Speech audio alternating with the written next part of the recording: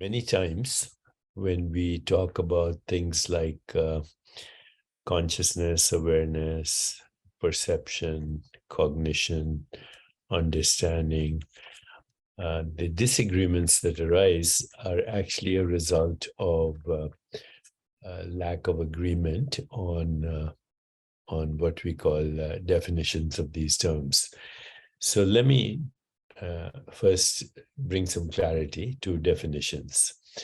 Okay, so first of all, life as we know it from birth to death is a continuum of experiences, right?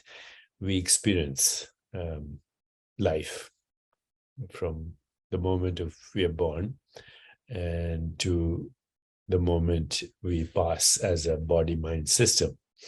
So we can say, I think, with certainty or some certainty, that what we call life is a continuum of experiences.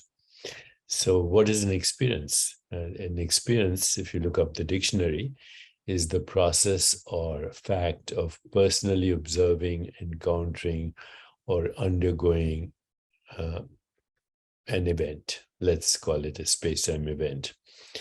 And in philosophy, the experiences are the totality, or what we call experiences, the totality of the cognitions given by perception, and it is therefore all that is perceived, understood, and remembered. All that is perceived, understood, and remembered. Okay, so now that we have a definition of life and also of experience, and we also get to the point that an experience is the totality of cognitions from perception, all that is perceived, understood, and remembered. Then the next question is who or what has the experience? And it seems that only awareness can have the experience. Awareness modifies itself as the experience of me and other, of me and this, of me and body, of me and mind, of me and the world. But all these are mental constructs. Body, mind, and world are mental constructs. Raw experience is just sensations or sentience. And so if you look up the definition of sentience, it's the capacity for feeling and thinking and knowing. It's the capacity for feeling, thinking, and knowing. But can you have feeling, thinking, and knowing without having an experience? And the answer is not. In fact, even the feeling and knowing and thinking are experiences. So when we say, oh, the brain is the source of all experiences, that's a huge misconception, because the brain itself is an experience. You know the brain through modalities of experience: sensations, images, feelings, thoughts. Anything that appears on the screen of awareness is an experience and is a modified form of awareness. So awareness is all there is. You and the universe are awareness, but awareness is modifying itself as experiences, perceptions, which is the interpretation of sensations. The interpretation of sensation is thought, memory, imagination. And therefore, everything that we call an experience is modification of awareness knowing itself as that. The screen on which the experience appears, the screen on which the experience comes and goes, like clouds in the sky. So think of right now, as you're watching this thing on the computer or screen or whatever, awareness is the screen that is always there. The experience is the show that comes on and off. Right now, the show that we call, say, Deepak in some hotel room. So that's coming and going. All experiences are finite modifications of awareness. So you can see awareness remains. The screen remains. The programs come and go. And the programs are, in this case, in life, we can say 4D holo movements of awareness. That's what they are, 4D. Three-dimensional, up, down, depth, and time. The theater of space-time. That's the projection of the awareness.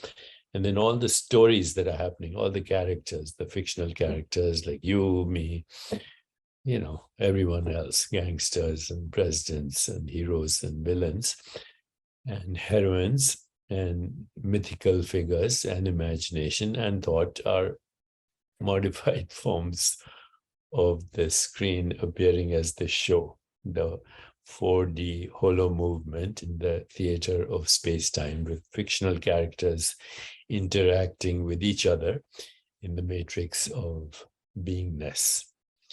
So even sentience is an experience. The feeling, the capacity for sensation and feeling is an experience, right?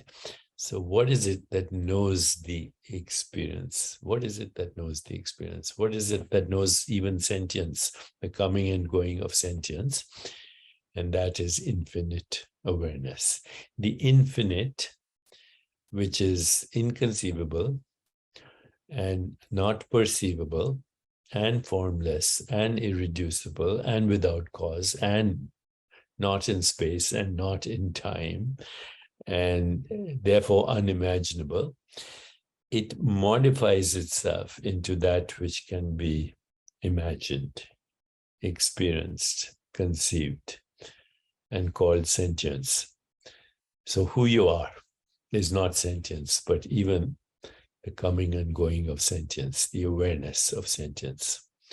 So when we talk about love, love is unity consciousness, which is the ultimate truth, and which is that awareness is one, but experiences are innumerable. Just like awareness is infinite, experiences are also infinite, but experiences are in time. You are not in time. Only the experiences are in time. And they are modifications of the infinite. So unity consciousness is ultimate truth and ultimate love, that we're all the same being in different disguises.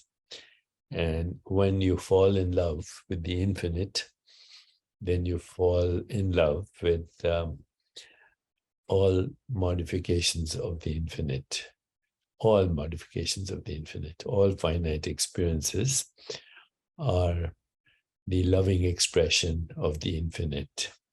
And of course, because experiences, by contrast, we as humans call some of them pleasure, some of them pain, some of them sacred, some of them divine. Those are human mental constructs. Freedom is knowing yourself as the source of all mental constructs and therefore falling in love with existence, with life, with the infinite and all its finite forms. This is true non-judgment and true forgiveness, because in the deeper reality, all is as it should be. How can it not be? Sattva, Rajas, Tamas, the dance of the universe as the three gunas: creativity, transformation, and then inertia, stagnation, death, incubation, resurrection, creativity, recycling, and evolution as a never-ending horizon of creative expression, the creative intelligence, which is the infinite within you. Well, let me know if that makes any sense.